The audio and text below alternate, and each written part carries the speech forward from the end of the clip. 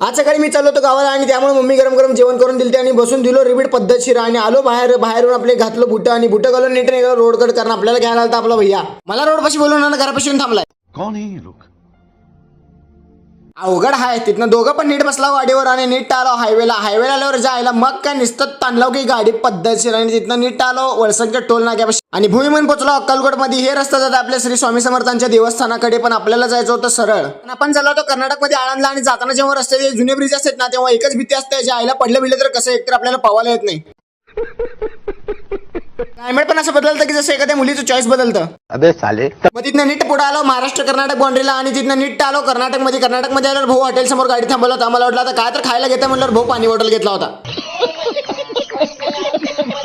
घेतलं पाणी बॉटल आणि पिलो पद्धतशीर पाणी आणि पिशवी उचलायला गेलो ज्या आईला पिशवीच फाटलं की.